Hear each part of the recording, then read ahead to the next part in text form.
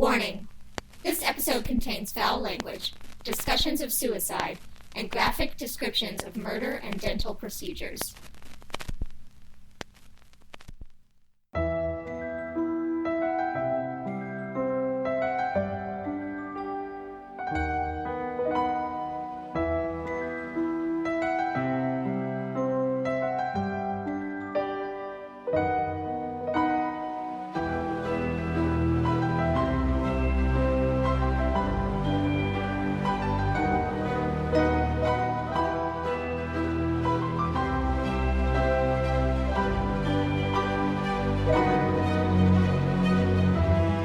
Hi, weirdos! You are listening to Keep It Weird. We are the podcast for all things strange and unusual, the creaks and moans of your floorboards when you're home alone, and the mind-bending physics of the space-time continuum.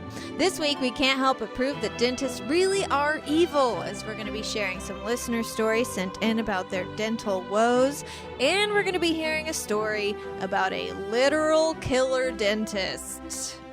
Move over, little shop of horrors. There's a new evil DDS in town. So stock up on floss and cut out the sweets. My name is Ashley, and this is my co-host, Lauren. Hi, weirdos. Welcome to hell. Welcome to hell. I love that last week's theme was kind of like, dentists aren't that bad. Give your dentist a high five. And this week we're like, dentists are terrible. Light them on fire. Are the worst. Duh, duh, duh, duh. Yeah, we're talking about the ugly this week. I literally apologized to my dentist. I was a little high. I was on nitrous, but I was Sure. like, I feel bad for you guys. Like, no one likes you. And they're like, I know. And I was like, is that why you guys kill yourselves? I don't know if that's a true statistic. Gosh. Is that real? I think that's a true statistic. Let me see. Like, dentist. Oh, that's so sad. Suicide rates. I feel like I heard that once. It could be like male dentists hold the highest suicide rate at 8.02%, and female dentists hold the fourth highest suicide rate at 5.28%. Dang. And do you think it's because people walk in and are like, I hate you and I know you're going to ruin my life? I don't know. We should read about this. It says possible stressors caused by dental clinical activity, their consequences, and their treatment. It says in the literature, we find systematically a suicide rate among dentists higher than those of other occupations. Previous profession, the opportunity factor, the stressors not related to work, and yeah, I don't know. Interesting. So it does seem like it's a thing. We don't exactly know why. Don't know why. It makes me wonder, it's either because, as we were saying, so many people are angry at their dentist and dread going to see the dentist, or what if it's because we are all so disgusting they just kill themselves because they hate looking in our dumb mouths day after day. I don't know. Oh, well, this also says, confinement in a small, often windowless room, things like that, isolation, because a lot of times dentists practice solo. Sure. I guess that's true. And like a dentist day is not, it's not really like there's no downtime. Every dentist I've ever had, well, except for that first dentist I had when I was a kid, Dr. Lindenberg, who took like 8 smoke breaks every fucking visit. So it says, of course, one of the many reasons they are blamed for suicide is the dentist personality type, leading to unrealistic expectations of him or herself and extreme conscientiousness. Oh, wow. I wouldn't even think of that. That's very sad. I want dentists to be happy, and now, again, I feel bad that we shame them so much. I know, but also, let's talk about how horrible they are. Actually, one quick thing before you get into your thing. I saw a girl on TikTok the other day who was like, who am I? How do I have any friends? Because I guess she was talking to a friend of hers about getting her teeth cleaned, and she mentioned that her teeth were filthy and gross because she was getting her teeth cleaned the next day, and her friend was like, why are your teeth so gross? And she was like, I don't brush them because the dentist is going to clean them and it gives them something to scrape off. Oh, no. And her friend was like, no. No, that's not how it works, honey. No. Wait, she was like providing extra work for the dentist. My teeth are literally never cleaner than they are the day I'm about to go get a cleaning. I was about to say, I know this is gross and I'm going to get judgment, but I'm not a flosser. I just I only do it in the 2 weeks leading up to a dentist appointment because I'm like, you can't just do it in the days before because then your gums get swollen and are bleeding and they call you out immediately and are like, you just started flossing 2 days ago. So I give myself 2 weeks. I let my gums get used to it so I look nice and pretty. I brush them like crazy. I use whitening toothpaste. I'm using mouthwash. I'm like, give me an A+, god damn it. So I can't believe that girl was going in. So disgusting. I know. I feel like it's the same reason I don't have a cleaning service clean my house because I would clean so much before they got here. I know that. So it they would didn't be think I was useless. disgusting that I know. I wouldn't need them anymore. We all are just scared of being judged. That's what it comes down to. We're not looking for that judgment from other human beings. But some people aren't, apparently. Some people are just chill. I kind of get the logic behind what she was saying. I totally get it too. And honestly, I kind of want her vibe, Yeah, where but I you're would just be mortified. here you go. I would be more worried about my breath, not even the teeth necessarily, but if you True. don't brush it for a full day before a dentist appointment, I would be afraid I'd open my mouth and knock out the dental assistant that was helping me. So, oh man. But I know. That's why I don't like dentist appointments that are in the afternoon. I like them today. Mine was at 9 a.m. because I don't want to eat beforehand. Right, you kind of fast. I won't drink coffee either because that's just cruel, even though I'm going to floss, brush, and use mouthwash before I go in there. It's I want this to be a clean slate. I hear you. I'm so the same way. That is so funny. Again, respect to the TikTok girl, though. I kind of like where she's headed. Oh my goodness. But also, I do have to make a comment when you were reading about dentists who commit suicide and saying that they're in windowless offices so often. That makes me want to shout out once again, as I did last week, to Santa Monica dentists. They have big old windows and you get to watch the city go by as you get your teeth cleaned. So that's kind of nice. Try to find offices with windows, I guess. I mean, that would be nice for everybody. Burbank Family Dental, my dentist, is below a CrossFit gym. So you're in a basement? No, I'm not in a basement. It's so if you're in the Valley, every dentist office in the Valley is in a shopping mall, basically. It's in I guess that's true. It's a plaza. Yeah, it's in a plaza. So it's there's a Subway next door and, there's a UPS store, but above on the second floor, right above the dentist is a fucking CrossFit gym. So every once in a while you hear these dopes throwing their weights down as hard as they can. And it's just boom. And every day I'm like, what if I die this way? What if I die because one of these meatheads throws their weights on the ground and it goes through the ceiling and lands on me in this dentist chair?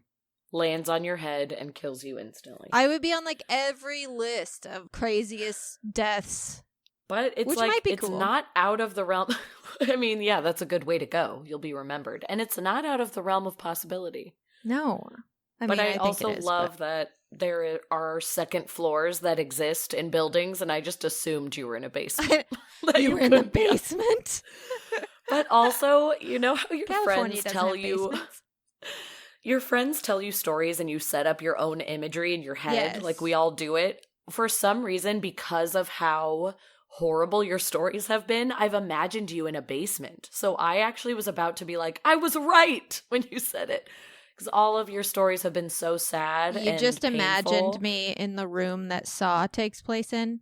Basically, because the lighting was exactly the same. I'm so happy that you brought up Flickered. Saw because I couldn't describe myself how I was imagining the room. But it was it's almost that greenish lighting. Oh, yeah. They put It's a nice filter on it. Yes, that is how I've been imagining you. So I'm happy to hear you were above ground and that you probably had some natural light pouring in. It's in Parks and Rec where they go to the... What floor is it? That's where divorce court is and shit. Yes. And for and whatever there's reason. a guy doing drugs and That's the scariest floor. Yes. That is exactly how I imagined your dentist visit. Oh, anyway, folks. Anyway, tell us about a real nice guy. Ooh. Sorry for any of my coughing or raspiness. I realized I didn't say this in part 1, but I have a little bit of a cold. So Tiny bit of a cold. I'm a little extra manly, but here we are. Ahem. Okay, so last week I talked about a creepy dude who collected teeth. Mm-hmm. This week I'm talking about a dentist, our favorite Franz, who kills. His name, I mean, there's more than one, which is terrifying, but I picked this guy. Did you spit out your drink? I spit water all down the front of my mouth. Oh, it's all in my hair. My hair's soaking wet. I'm so sorry. I came at you with that out of nowhere. Yes, this guy sucks. Okay. His name is Glennon Engelman. He was a dentist who set up a practice in a low-income neighborhood in St. Louis in the 1950s. St. Louis? And St. Louis, that was part of the reason I picked him, because I was like, so close to home. Go Cardinals. Go Cards. Go Cards. Yachty. We don't want to yes, Yachty. We don't want to attach ourselves to this guy, though. But I thought, yay, St. Louis. So he set up his practice in St. Louis in a low-income neighborhood in the 1950s.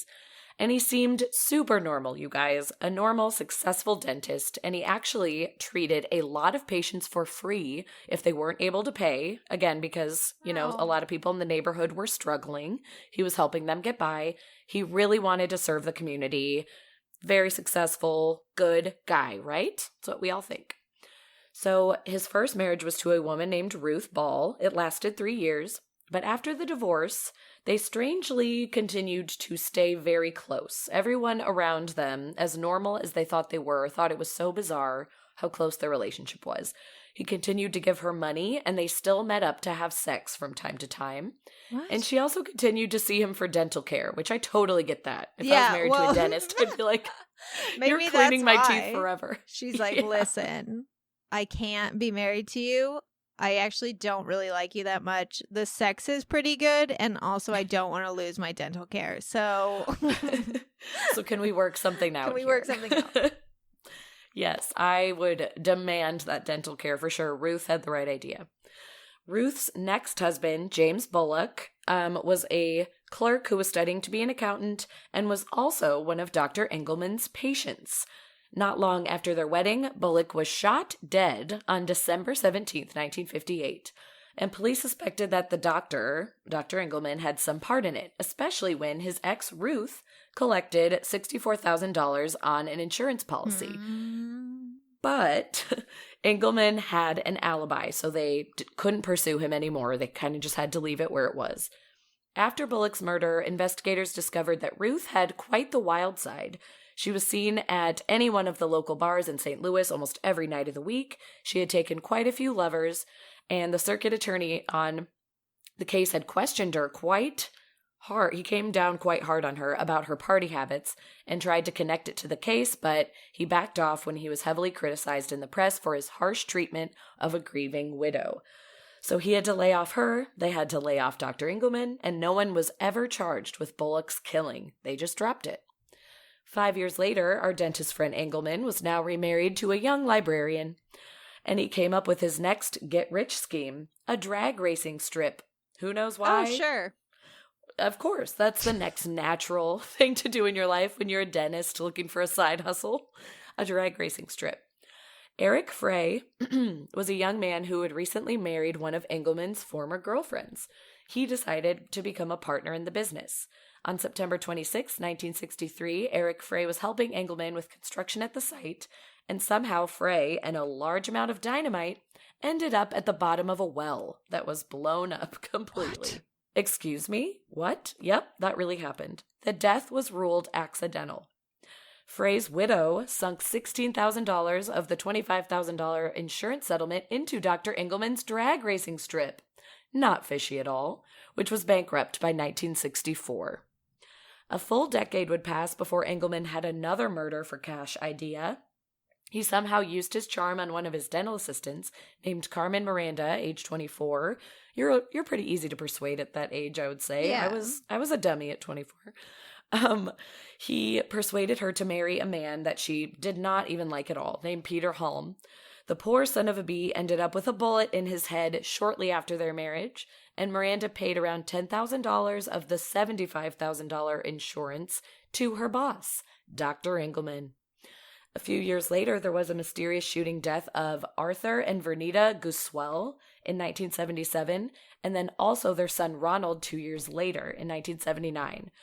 Ronald's share of the Guswell estate was about $250,000. Damn. And it all went to his new wife, barely been married, which seems to be the theme, Barbara, who also collected on a $190,000 life insurance policy. This bitch got rich. Then it's found out that before she hooked up with Ronald Guswell, Barbara had a hot and heavy affair with, shout it out, listeners, Dr. Engelman. Dr. Engelbert Humperdinck. Our good old dentist friend. The next victim, Sophie Marie Barrera, had done some work for Dr. Engelman in her dental lab and was threatening to take him to court over $14,500 that he had owed her. Funny enough, a car bomb went off in her car and shut her right up in January of 1980. Just like, no one is safe. A car bomb? We're getting crazy here. I think it is also nuts that this man has now, at this point, been getting away with these crimes for 20 years. No kidding. Because he's being so smart with who he's using and trying to make it look like it's not him. When really, like, I think so many signs point to this guy. But I think there just was not enough to connect him. And so police had been connecting the dots, of course. You know, they weren't being complete idiots. They saw that all these people had a connection to him one way or another, and they were tracking the money and seeing that he was somehow getting payouts through all of this. That didn't make sense to them. So as sure as they were that Engelman was behind these killings, they just needed that right piece of evidence to seal the deal. So they turned to someone who you would think would have the dentist's back and not tattle on him, Engelman's third wife, also named Ruth, who he was with in the 80s. But she told on him, everybody. Thank goodness she did. He had made the mistake of talking on and on about his murders to her in bed after sex, which she found incredibly disturbing, that they would finish making love and he would brag about murdering people for money.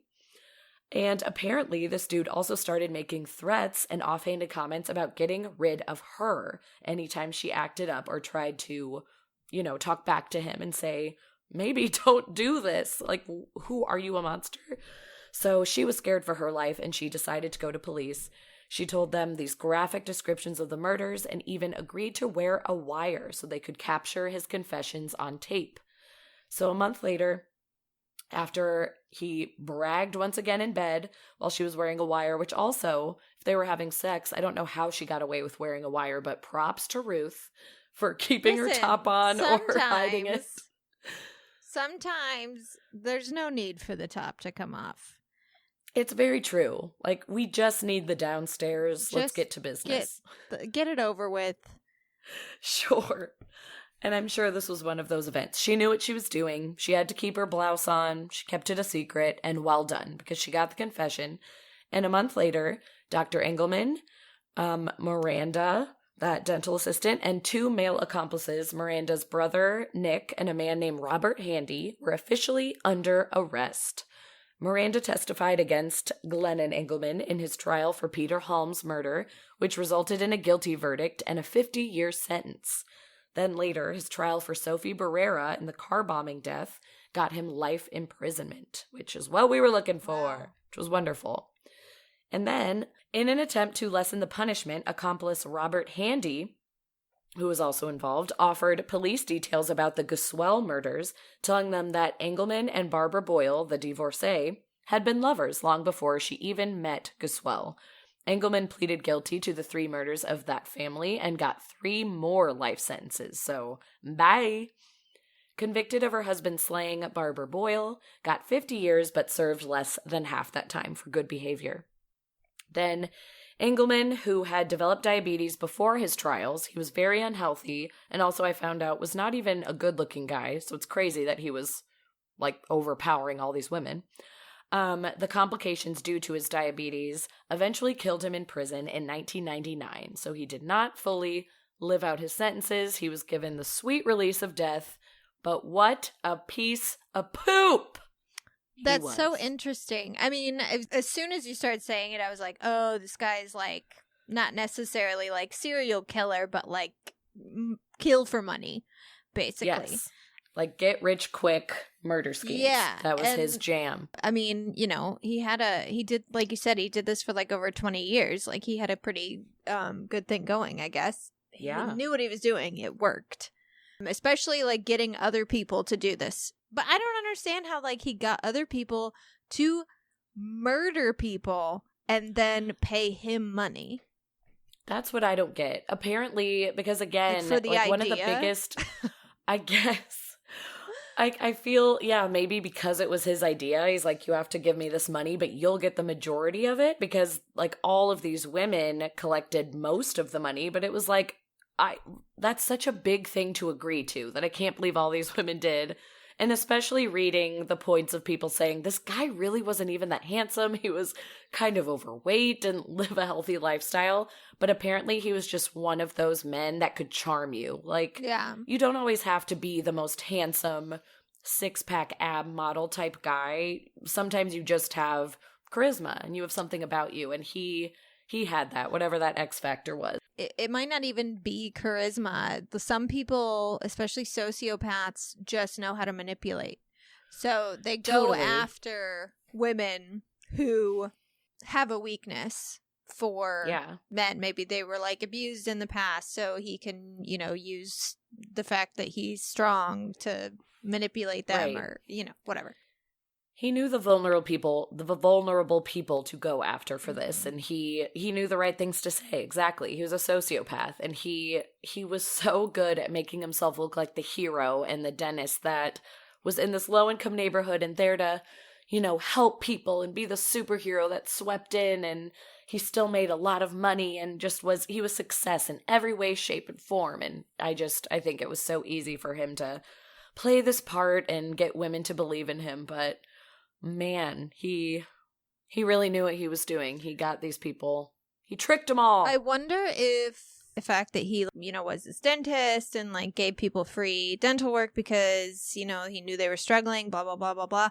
I wonder if that was part of the cover up, like to be like, look, like I'm a stand-up guy, or if he genuinely like did it to help people.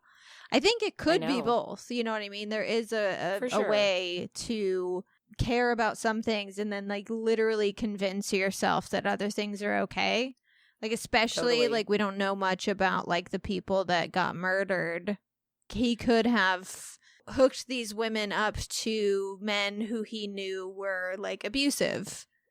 Right. You know, in the past or something. And it's not that big of a loss because it made him feel justified in it. Yeah. And I think also because he was using other people and hitmen to carry out the crimes, he was telling himself that he wasn't doing wrong. He wasn't doing anything bad. Right. So I think he definitely could have cared about these people in the community and genuinely was trying to help out, and then had this other side that was like, ooh, I also want to make a shit ton of money, and I'm just going to let these criminals do all of the dirty work for me and sit here and count my money. Like that absolutely could exist together. So we don't know exactly the personality this guy had, and he died like way too early in life for us to learn too much more about him. But I think there's a few Lifetime movies based on him, of course, with a dramatic story like this. And I guess while he was in prison, he was excited to learn that movies were being made on him, which is just like sociopath and narcissist right there. But I'd be mortified if someone wanted to make a story about my life. Agreed. I would hate that. I'd be like, ugh, like I haven't done anything. Please don't make a movie about me. I'm super boring. Don't do this. But it just shows he knew he was living an extravagant life, and he thought like something he was doing was cool or great. I don't know. Yeah. Worthy of being known. Like he wanted his name to be remembered in some way. So I don't know. This guy sucks, and I feel really bad for the people that were roped into this. And mostly Again, I don't know a lot about the guys who were killed. Maybe they were horrific, abusive men, but I feel so bad for the girl in the dental lab who was just trying to collect the money she was due and got a car bomb. Makes me so sad. Now, did she die in the car bomb, or it was just a scare tactic? Did. Oh. No, she died. Okay. Yeah. She was murdered, and that's tactic. Yeah, which honestly, they would be so horrible if she didn't die as well, because A, you'd still be very badly hurt and then be like so terrified of this guy. But yeah, to actually lose your life in a car bombing because you were asking for money that you were due. You weren't even doing anything fishy, and that's what just makes me sad. And super side note, that has nothing to do with dentists, but speaking of car bombings, little plug for Murder Among the Mormons on Netflix. Involves a lot of car bombs, and it's a really good documentary. Check it out. Yeah, I haven't watched that yet. I think I'm going to, though. I've heard a lot about it. I liked it. I feel like everyone was saying it in our Facebook group already. Slow start, but once it really gets going, I think it's so fascinating. Cool. So, anyway.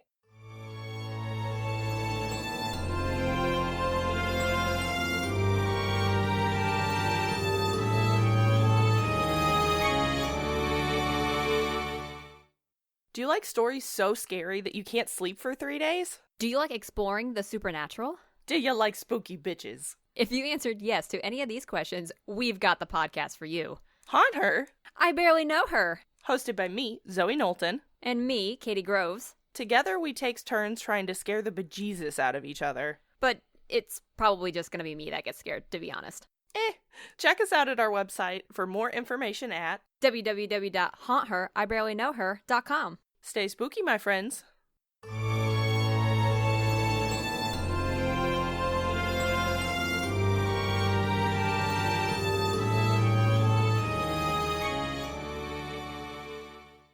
Well, I found out something that I just hate.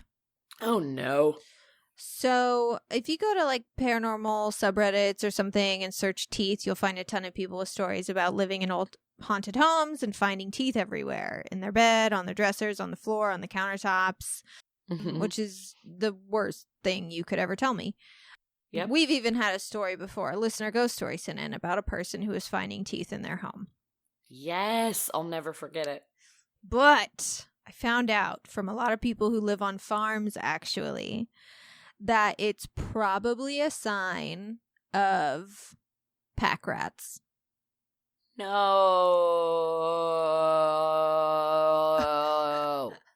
Pack rats are also known as trade rats, and that's because like they'll be carrying something, and when they find something else they want to build their nests or eat or whatever, they'll leave behind whatever they were carrying, and they kind of pick up everything they can carry. So if you notice, So they're bringing teeth in? yeah, so if you notice like shiny objects going missing and teeth showing up, you might have rats living in your walls. I hate it so much. I wish you hadn't told me that. Yeah, because they like see the teeth and they're like, cool, I'll take this. And then they travel and then they're like, I can't do shit with this. What am I going to do with this tooth? And they leave it. So yeah, which makes like sense, but reading this paranormal story, or this story that was like, it's finding teeth around your home, a Panera thing, bread, a paranormal thing, and a bunch of like farmers were basically like, yeah, you probably have rats in your house. It's like, what? Oh no. Luckily, I have not found teeth anywhere around my apartment, so I don't know. I know it's not an immediate worry, but I think I'm going to think about it a lot. I don't like it. So I actually have some listener stories. I'm so excited for this because I saw we had some emails and DMs, but I didn't read them. I just saw people saying like, teeth, and I've been so pumped waiting for this. I actually just got one sent to me by Allison. I haven't even read this yet. You're hearing me read this live for the first time. Live reading, everybody. Live reading. My weird dental story, Allison, is that apparently the root of my tooth was higher on one side, but the dentist didn't know. So when he did a filling, it got infected. And no one believed the excruciating pain I was in for weeks, until finally he did like an electric current test and was like, oh, your tooth is dead. And I was like, yeah. And the next day, my jaw started swelling, but thank goodness he sent me out for a root canal. Like, they tried to convince me I was grinding my teeth or something. And I was like, look, I'm contemplating ripping it out myself. This is so painful. Oh, gosh. That's so frustrating. When you're like, someone believe me that this is a 10 out of 10 on the pain scale, but...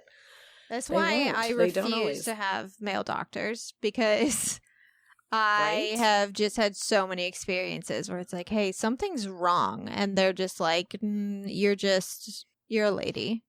And it's like, you're on no, your period, I think, probably. no, but like really something's wrong. And like women are like, okay, let's figure it out. And men are like, well, you're hysterical. I know so many people are so scared to fight for themselves because a doctor will talk down to them, and most often, unfortunately, it's males trying to mansplain, and then you don't get anything fixed. So glad, listener, that you got it figured out. There is a really good tactic to use, especially for women and people of color, because it is also, this is insane to say, but it's true, that even today, there are beliefs among medical professionals that Black men and women don't feel pain the same way that we do, that white men and women do. Whoa, really? Yeah. I mean, not like any of them with any fucking brains, but yes. And I've seen a lot of, especially Black women, saying that they just don't get treated. Like, they go in with a problem and they're like, I know something's wrong, and it just doesn't get, because a lot of insurances, you have to get a referral from a physician. You can't just like make an appointment to get an MRI or make an appointment to get a sonogram. You have to see your general practitioner, and then they will refer insurance you. Won't cover a damn thing. Yeah. So the tactic is, and this is for anything, for dentists, for doctors, for whatever, you ask them for a referral or for whatever you want, for a treatment of some kind. And if they tell you no, well, one, ask them to do it again. If they refuse, you say, I would like it put on my permanent record that I requested this and it was refused. Because if you do that and they put that on your permanent record that they requested this treatment or this whatever procedure and you refuse to do it, and then sometime in the future, it turns out that they, if they're complaining of abdominal pain and they ask for a sonogram and they like refuse to do it, and it turns out later that you end up with cervical cancer, you could sue the shit out of them. I mean, 100%. Yeah. So okay, that is so good to know. I started doing that. This is so good to know. Yes. Especially last year when I was having horrible abdominal pain, I kept going in and they were like, keep a food journal. Right. I was like, okay. Oh my gosh, that's what my doctors have always told me. And then I go back in. There is something else. And I'm like, something is wrong. And they're like, it's probably like, have you tried cutting out tomatoes? Oh my God. Like, oh my God. Absurd. Sure, I'll try that. So eventually I was like, I would like you to put it on my permanent record that I asked to see a gastro doctor. And you basically told me to buy Metamucil. Yep. And you wouldn't let it happen. And you wouldn't let me investigate this. So when I further. have like fucking stomach cancer or something, I can point to my chart and be like, I knew about this. They didn't give a shit. It's the fault of this person. It was probably a man. Sorry about it. I know we have very sweet men who listen to this show, but it probably was.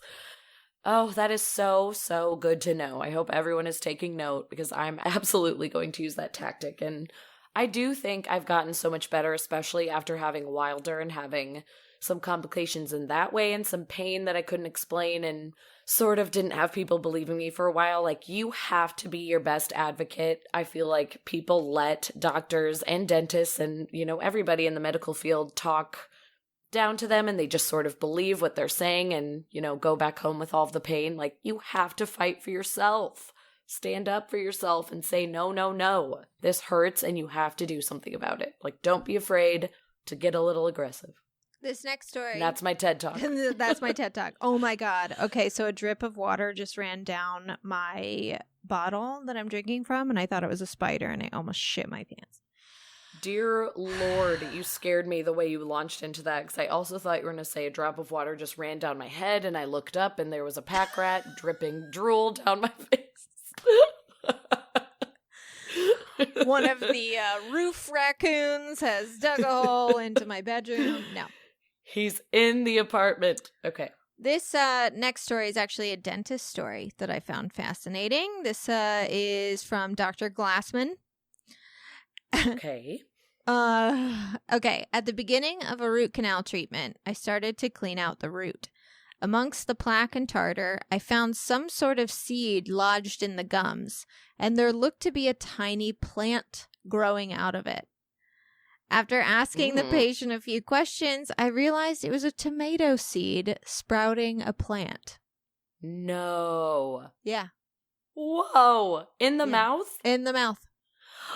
I didn't know that could happen. Me neither. And now, I guess I am cutting out tomatoes because I can't have this happen. So, like, what? Was there any follow-up? Like, did he take it out? Yeah, He or she? yeah, he took it out. It was just sort of one of those things where it was like something was lodged up under her gum, which happens. You know, that's why you floss, Lauren. I know. Listen, I know. And it was a tomato seed, but it happened to, like, literally be sprouting. Oh, my God. I'm sorry that I'm giggling inside because I'm sure this is awful for that patient, but I'm just imagining, like, it going untreated and a little tomato growing out of their tooth. They're like, what's this little red ball in my mouth? I can't. I went too far with that. That is wild. That would be hilarious if an actual tomato started growing in her mouth. Would you guys like some fresh farm-to-table tomatoes? Let me just grab this out of my gum. Love tomatoes so much that I'd be like, how can we make this happen on the reg?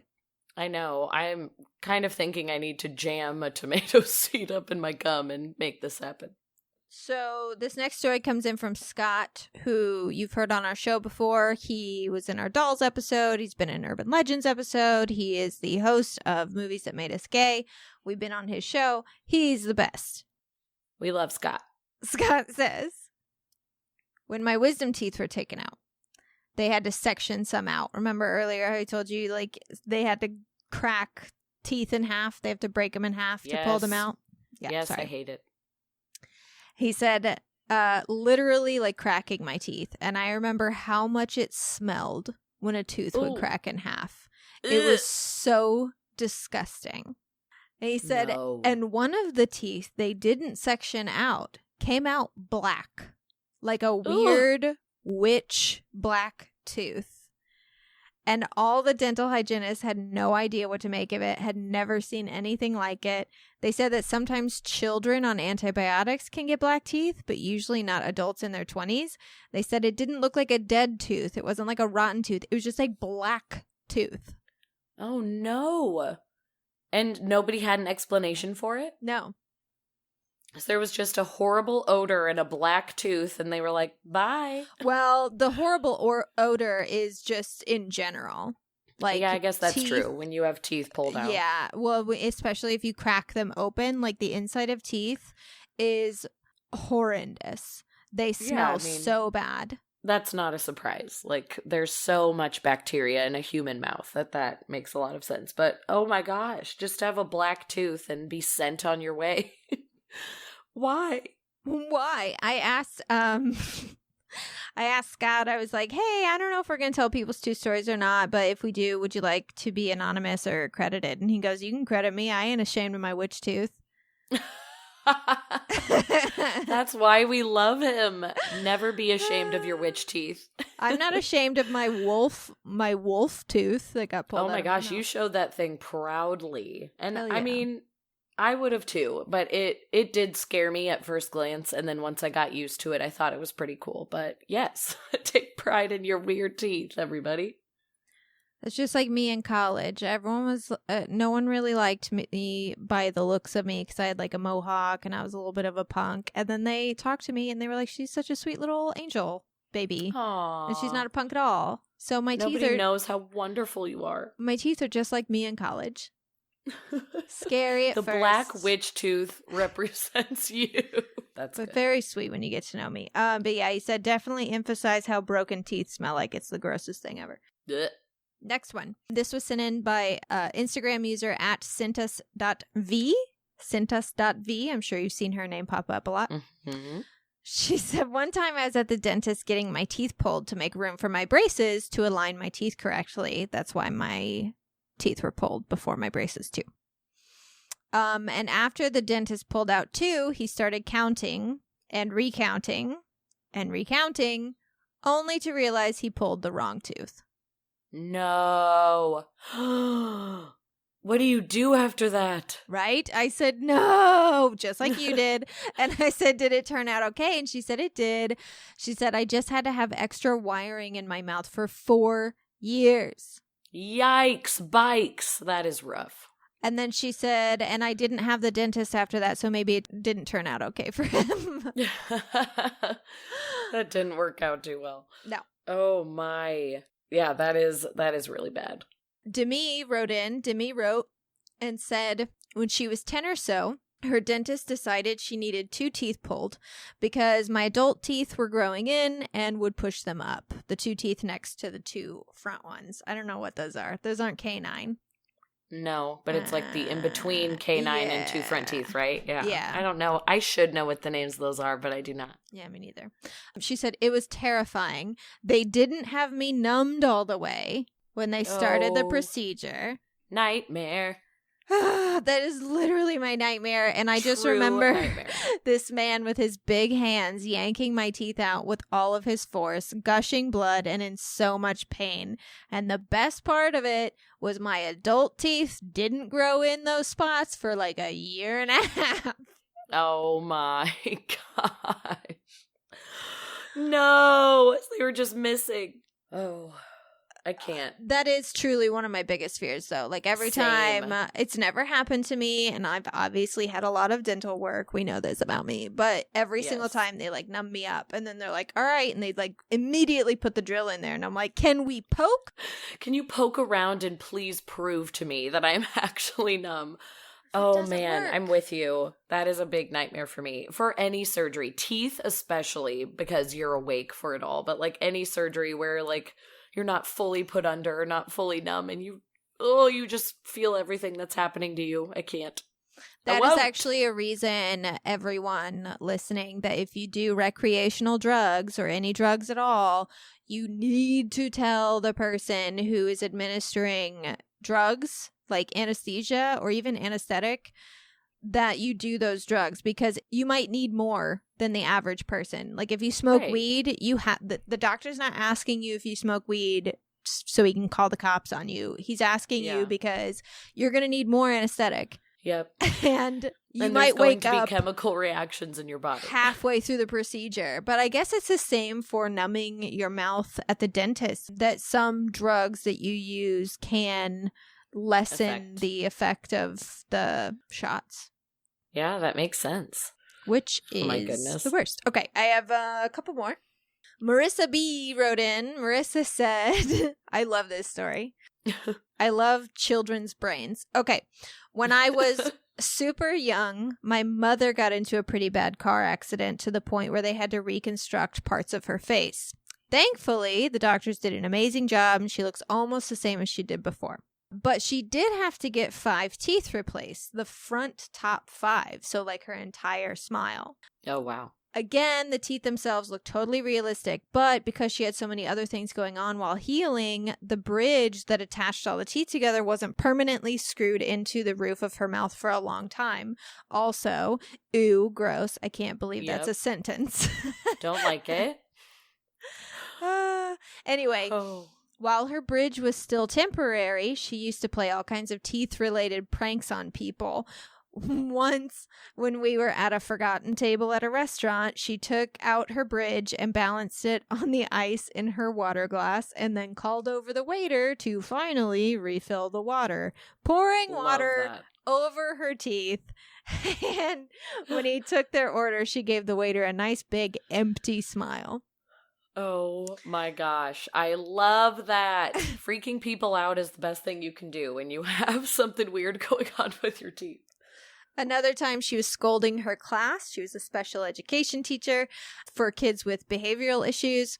And mid-lecture, her teeth flew out of her mouth and landed between the desks.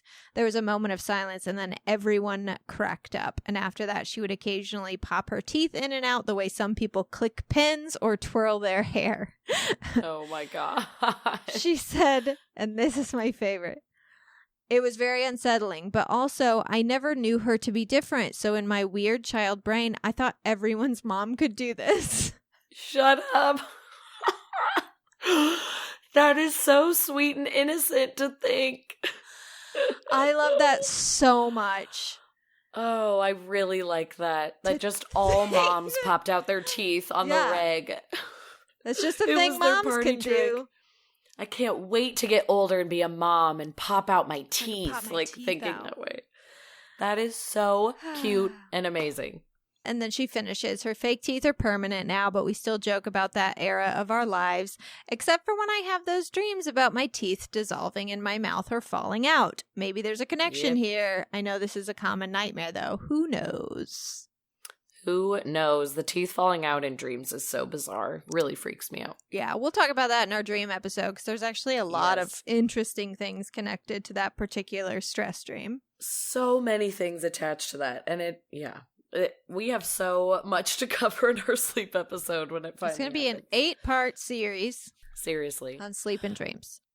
I remember going to a wedding a couple of years ago, just a quick tangent while we're talking about people popping their teeth out. And the guy I had to walk down the aisle with, because we were both in the wedding party, was a hockey player and was missing his two front teeth, as most hockey players are. And he had fake ones attached to a little retainer. And right before we walk down the aisle, he just turns to me and pops them out and is like, "Let's do this." In like the lisp without his teeth. And I didn't make a sound, luckily, because it was completely quiet in the church and we're about to walk down. But I definitely jumped back because I don't care that he's missing his teeth. There's no judgment there. It was just so out of nowhere. Yeah. Out of nowhere, unexpected. You spoke with a lisp. I thought maybe your teeth had just fallen out on accident. My brain did not have time to catch up that it was in a retainer and I lost my shit. But it's just always a memory that makes me chuckle now, but scared the pants off me at the time. I used to have a really, really irrational fear of Billy Bob teeth. Yes. The ones that you pop in your mouth and you have really gross teeth. Yeah, and they're hanging over your bottom lip. Mm-hmm. I didn't know that I had this fear until one day before I could drive, your parents would drop you off at school. For those of us who lived 1,000 miles away from their actual school and couldn't ride a bus or walk. And my mom would if we got there a little bit early, we would just park and talk or whatever until it was time to go in, especially if it was cold outside. And one day I was just sitting there with my mom. We were chatting, and my friend John Snyder, what up, John? He came to the window and had these Billy Bob teeth in. It was like, bah! And I shrieked. I screamed so loud. And I was it was one of those things where I couldn't look at him, and I was like, take him out, take him out, take him out, take him out, take him out. I didn't know that I had this fear.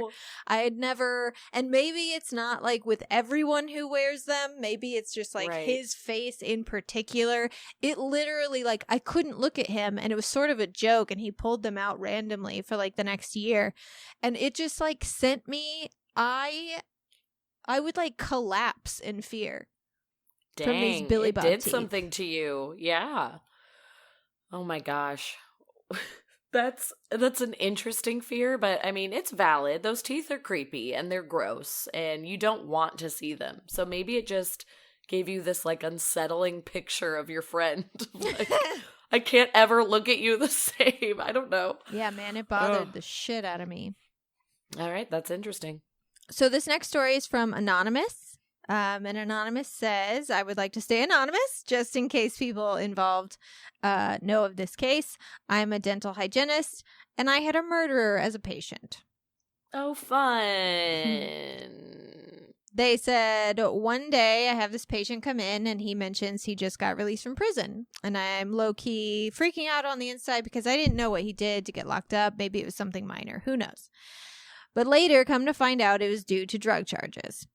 Months pass, and one of my coworkers finds me and asks if I remember this patient. And I tell her, yeah, why? And she goes on to tell me that he killed her friend. He decapitated and dismembered her body and put her in several suitcases in the trunk of his car. Oh my golly gosh.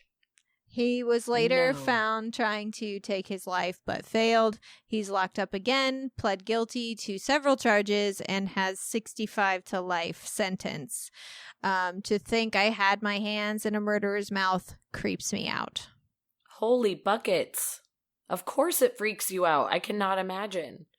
Ooh, I would have to take a couple days off work after hearing that. Like, I need to sit with this news. That would be so hard to hear that you were cleaning a killer's mouth. I would really struggle with that, I think. So more power to ya, listener. I hope you're okay.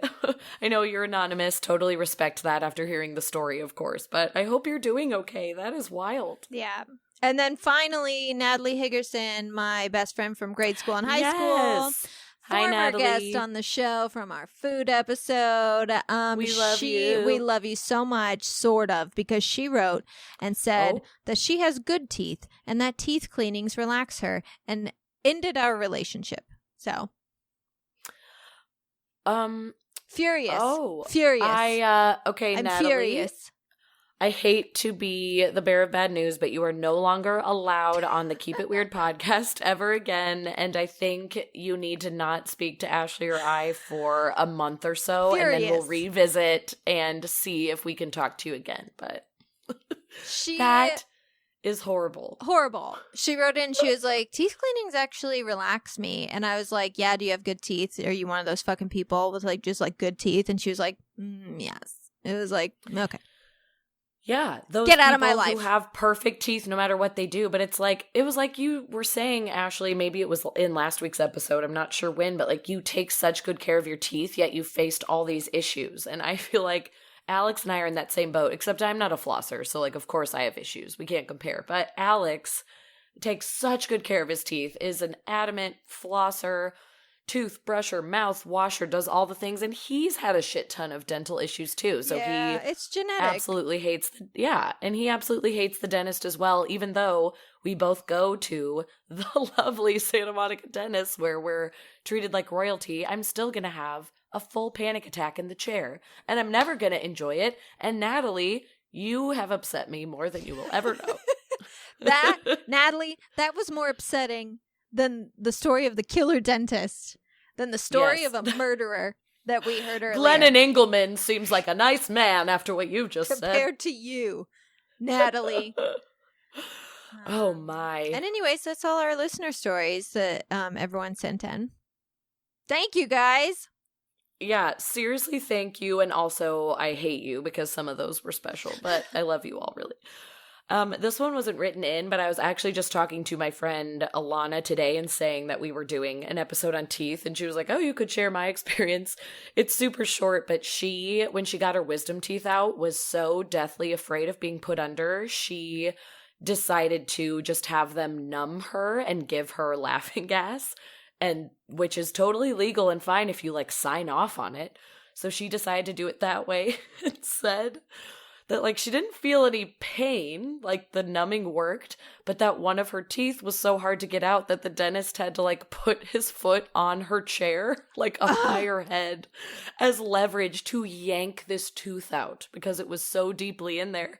But she's so drugged up and out of it that she's like laughing. She remembers the moment. She didn't black out or anything. She's like, I just remember looking up at this man whose foot is basically about to step on my ear as he's getting this tooth out of my head, and I'm just laughing and blood is pouring down my chin. I was like, hello? So she just was sharing that story because She's like, it was the most absurd thing ever. And she said, if I can be an example to anyone, get put under. Don't be scared of it, because the other option is worse. And I was like, yep, that was a good advertisement for it. Like, I don't want that. Yeah, Joey, apparently, I thought that when you got your wisdom teeth taken out, you had to be put under. You don't. You do not. Especially, I think you do in cases where, like me, my wisdom teeth hadn't come in yet. Yeah. So if they have to surgically get into your gums, yeah, then then you have to be put under. Well, Joe has a big mouth. Everyone knows. Joe has a big mouth, and all of his wisdom teeth came in, and the doctors were just like, "We'll just leave them because you have room for them." Yeah. So when he got all three, he had one removed back when he lived in New York because he had like an abscess tooth. But when he just this past week or so got all three of his wisdom teeth taken out, one, he was totally awake. He just got numbed. But also, he went in there, met with a dentist, checked it out, got x-rays, got 3 wisdom teeth pulled, and I picked him up. He wasn't there a full hour. He got all of that done. All of that done. My tooth extraction and bridge prep was a 5-hour procedure. One tooth. Man. And Joe was so just rough. Like, yeah, he had him out in like 10 minutes. I was like, in and out. Are you kidding? Oh my God. Anyways, it's just wild. Did you have some tooth facts? Some crazy tooth facts? I did. They're super random, but I thought it would be a nice way to close these episodes of these daggone teeth. Daggone. This one I wanted to share, it's gross, but I wanted to share it because Scott shared his smelly tooth story, and I feel like this explains why. Oh. Tooth plaque contains 300 plus species of bacteria. Just in your plaque. On those fuzzy slippers on your teeth. So I'm like, our teeth are nasty. Because even if you're a good brusher, you're still not going to be able to get all of that bacteria. So it's like 300 plus species of bacteria. The human mouth, it is no secret, is like one of the most disgusting things on the planet. But ways you can help your mouth: staying hydrated lets your body make saliva to protect your teeth, and it also helps you sustain good breath. People who suffer from halitosis are usually really dehydrated and just don't produce enough saliva in their mouth to protect. So that's good to drink know. Your water, folks. That's just another reason to drink your water. So 64 many ounces a day, baby. Yes. I got one of those obnoxious bottles that you see on social media because I was like, I need to be kept accountable. Like, I have to have a bottle that yells at me and says, drink now. See, I just got a 64-ounce bottle. It's enormous. Yes. And it's one of the ones that it's metal. It's one of the ones that will keep your water cold. You could leave water in there for like a week and it's going to be cold, because that's my thing, is that I want cold water, and I just drink from that all day. And it's like, you have to finish this today at some point. But the thing is the damn thing is so heavy. And there's it makes no a lot handle. Of noise. They clank around. So I'm carrying this like half gallon of fucking water around with me. I was like, I'm also going to get biceps. Anyways, go on. Yes, it'll make you strong. I got one of those bottles that yells at you and says like, keep drinking, 9 a.m., keep going, 11 a.m. When you say yells at you, do you mean like it has little marks on it? It's written, yes. When I say that a bottle yells at me, there is no audio. There is no speaker. Because I guarantee that exists. I'm sure it exists. There's a water Mine bottle just that has an alarm on it. Yes. Mine is like every 3 hours. Right. There's a timeline that has like a motivational quote, but it feels like it's yelling at me. So anyway, drink your water. Drink water. People will spend 39 days out of their life brushing their teeth when it all gets added up together, which actually is like a very long amount of time, considering it's like a quick little thing that you do in the morning and night. But 39 days out of your life spent solely brushing your teeth over your sink, ladies and gents. And this one's disgusting but interesting. Your body will make enough saliva to fill 2 swimming pools during your lifetime. Wow. Can you imagine swimming in a pool of spit? Saliva. So slimy. So slimy. But saliva, as we just heard with the water, is so good for your teeth and your breath. And then I wanted to leave you all with my favorite fact, because you all know how I feel about cheese. I feel like I talk about cheese a lot on this podcast. Ashley and I have connected over cheese. It's a great thing in our lives. cheese can actually protect your teeth. This food creates a layer over the top of your teeth that protects it from being damaged by plaque or acid. The high levels of calcium and phosphate aid in strengthening your teeth from the inside as well. And on top of all that, cheese also balances the pH level in your mouth, meaning that your saliva is less acidic and it can help you to form fewer cavities. So if you feel like your teeth are weak or you're just trying to buff them up a little bit, strengthen your mouth, add more cheese to your diet. See, it can guys? be a great help. See, what have we always told you about cheese? Always trust cheese. Unless you're severely lactose intolerant, then we get it. Don't do it. But otherwise, cheese up your diet. Help those teeth. I will say, if anyone has trouble brushing, because you're supposed to brush your teeth for 2 full minutes every time you brush your teeth. And it's longer than you think it is, but it's also like not that long. Right. I highly recommend these days, if you buy an electric toothbrush, they are timed.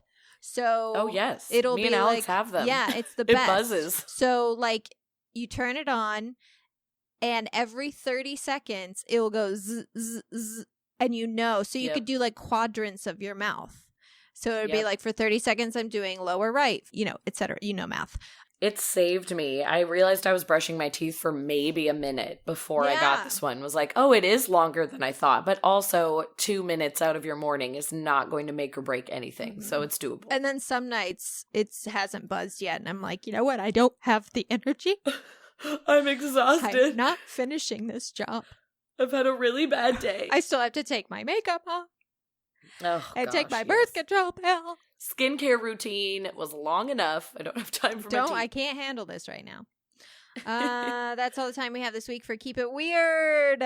Yeah. Thanks so much for joining us as per usual. Not positive what our next episode is going to be, but I believe we're going to be talking about coincidences and whether or not crazy coincidences exist, or is there some design? Is there meaning to all this madness? I already have so many things I want to talk about, so I'm pretty pumped. I hope it's our next episode. Let's do it, man. Follow us on social media at Keep It Weirdcast on all platforms to support our show and also stay up to date. Rate our show 5 stars on iTunes if you like us. Head over to our Patreon at www.patreon.com/keepitweirdpodcast if you love us. You can donate $5 or $10 to our show once or monthly, and it will get you access to a ton of bonus episodes, 2 new ones a month, and a newsletter that is just filled to the brim with weird stuff. And if you want a t-shirt, tank top, hoodie, sweatpants, or even a blankie, head over to our Etsy page at www.etsy.com/keepitweirdpodcast. Sign off today is...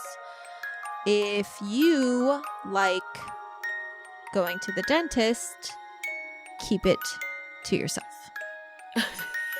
We're talking to you, Natalie. Talking to you, Natalie. And keep it weird.